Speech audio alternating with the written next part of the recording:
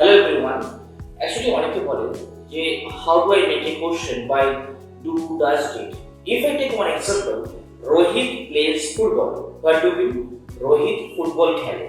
Okay, আচ্ছা এখানে s কেন অ্যাড করলাম? কারণ Rohit is a third person singular number. Means you can say third person singular noun. যখন আমি কোশ্চেন করলাম রোহিত কি ফুটবল খেলে, অ্যানসার কি হবে? ইয়েস বা নো। যখন ইয়েস নো টাইপের কোশ্চেন বানাবো তখন ডব্লিউএইচ ওয়ার্ডের কোনো প্রয়োজনীয়তা নেই। তাহলে কি আনবো? তখন আমাকে দেখতে হবে ওই সেন্টেন্সে কোনো বি ভার্ব বা কোনো সাপোর্টিং ভার্ব আছে কি না। Rohit is a subject, plays is a action verb and football is a object. ওখানে কোনো বি ভার্ব নেই। যখন বি ভার্ব থাকবে না তখন আমাকে do, does, did K introduce করতে হবে। যখন সেন্টেন্স আন্ডার প্রেজেন্টে থাকবে তখন ডু, ডাজ কে আনতে হবে, আর যখন সেন্টেন্স পাস্টে থাকবে তখন ডিড আনতে হবে।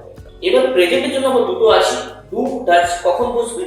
ডাজ তখন বসবে যখন subject third person singular noun বা প্রনাউন থাকবে তখন ডাজ বসবে। কখন? যখন সেন্টেন্সকে নেগেটিভ বা আমরা কোশ্চেন বানাবো। এবার যদি আমরা দেখি রোহিত কি ফুটবল খেলে, আপনি কি বলবেন? ইয়েস বা নো। তখন ডব্লিউ ওয়ার্ড আসবে না, কি আসবে? ডাজ আসবে। কেন? Rohit is A third person singular noun. তোমরা কি বলবো? আর ডাজ সবসময় প্রথমে বসবে। ডাজ রোহিত প্লে, আর কিন্তু ইয়েস হবে না কারণ অলরেডি ইয়েস ওখানে অ্যাড করেছে। Does Rohit play football. এর মানে কি? রোহিত কি ফুটবল খেলে। রোহিত কোথায় ফুটবল খেলে? যখন আপনি এই কোশ্চেনটা করবেন যে রোহিত কোথায় ফুটবল খেলে, আপনি কি বলবেন? অ্যানসার দেবেন যে ওই পার্কে বা ওই জায়গাতে। যখন আপনি অ্যানসার দিচ্ছেন, যখন আপনি এক্সপ্লেন করছেন তখন আপনাকে ডব্লিউএইচ ওয়ার্ড আনতে হবে। তো কোথায় মানে কি? হোয়ার। তো কি আনবো? Where does Rohit play football. রোহিত কোথায় ফুটবল খেলে। কোশ্চেন বানানোর সময় please remember which type of question do you make. কোন ধরনের কোশ্চেন বানাচ্ছো।